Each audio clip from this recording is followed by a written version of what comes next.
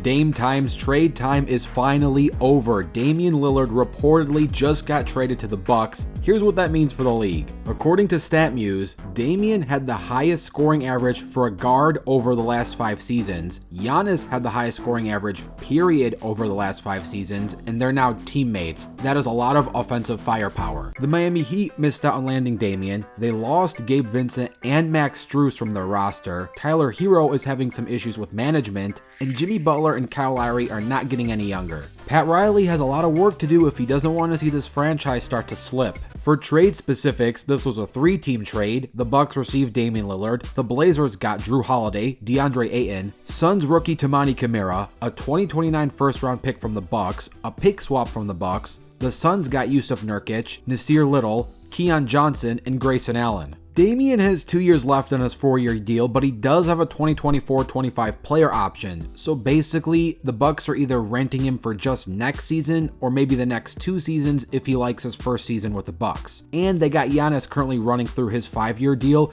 to which he has a 2025 player option. He has yet to sign an extension too. To make a long story short for the Bucks, they have a 1 to 2 year window to get another title, or they blow this whole thing up. If they can win a title within the next 2 seasons, I think both stars will stay and Milwaukee will continue to retool their roster from there.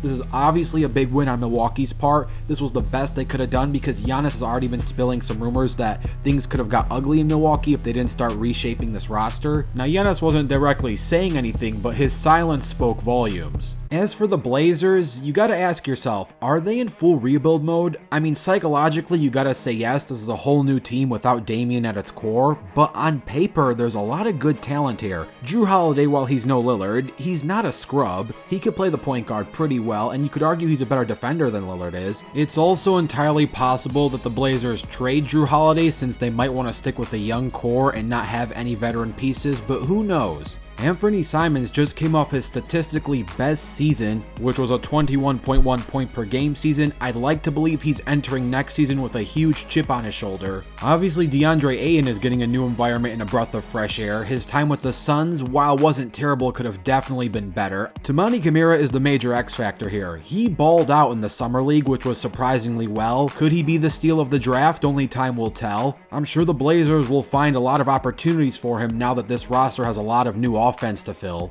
And last, but certainly not least, Scoot Henderson. Even before the Damian Lillard saga, his name was already overshadowed by all the Victor Wembanyama news, so just from that alone, he has tons of motivation to prove the NBA media wrong. But of course, if we have to be critical here, the Blazers did trade proven talent for future potential. So again, right now it is pennies on the dollar. Technically, they lost value in this trade, but it was the best they could do.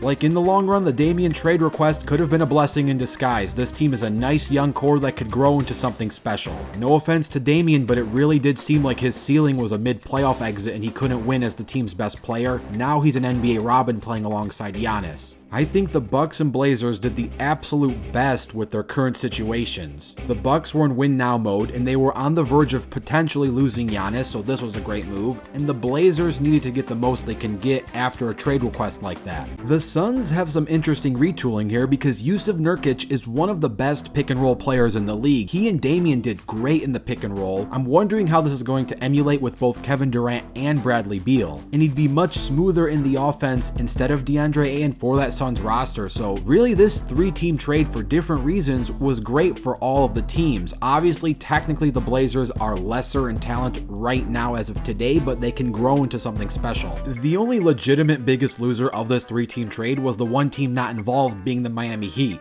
They lost key players, their other key players are getting older, and they missed out on potentially getting both Giannis one day in the future if he wanted to leave the Bucks, and obviously Damian if this works out for the Bucks. So let me know what your thoughts are about this trade, and how do you think Damian and Giannis would do as a duo? Let me know in the comments below. Don't forget to dunk on that like button and subscribe with notifications turned on. I'm Rebound Rewind, and I'll fast forward to you later.